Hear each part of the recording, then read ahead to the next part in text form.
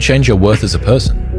You know, you want to do this because you think that it's good for you, because you believe that it's good for you, because you care about yourself. You care about Stephen and his body and his mind. You want him to have a long and healthy life, and the same for everybody else that's listening. They want to have good outcomes from the things that they do in life. You don't need to lambast yourself because you don't do a thing that is perfectly designed to make you feel good. Okay, like you missed 3 days in a row. We get back on the horse, we go again.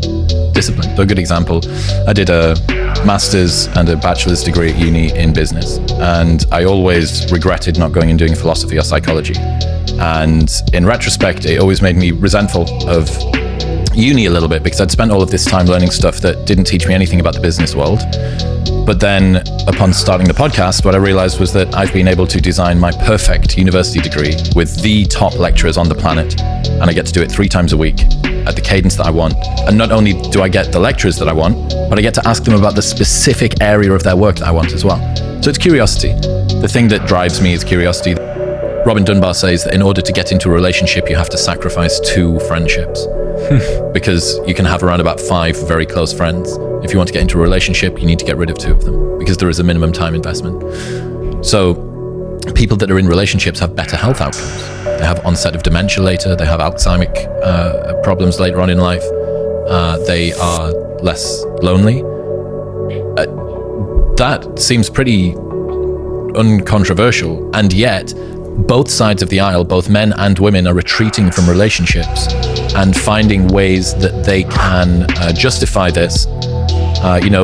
Boss bitch culture and sort of the lean-in women's mentality, or men going their own way, and incel culture and the black pill for guys, are both ways that each sex is trying to deal with the challenges that are coming out of the mating market. You can have all of the success in the world, you can be surrounded by people, and yet feel alone in a crowd and hollow in victory.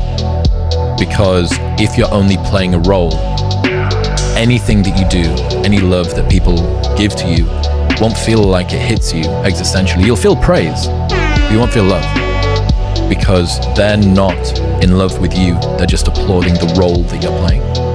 Does that make sense? Start with action and make small promises to yourself that you don't break. If you had a friend, and every single time that you and your friend decided that you were going to go out for dinner, that friend either showed up 2 hours late or didn't show up at all, you would stop trusting that person. That is the relationship that you have with yourself. You need to be able to trust your own work. Dating apps are a perfect example of something which is both convenient and enjoyable, but not good for you. They have certainly opened up more opportunities for people to meet potential partners. And yet, we are in a world with the highest rates of sexlessness ever amongst young people. 1 in 3 men between the ages of 18 and 30 hasn't had sex in the last year. That tripled from 8% to 28% from 2008 to 2018. 50% of men say that they are not looking for a committed relationship. In life, not only do you need to run towards something that you want, but you need to run away from something that you fear. I would say that on average, most of the people that are unbelievably good at anything that they do are driven by a fear of insufficiency, not by a perfectly balanced desire for success.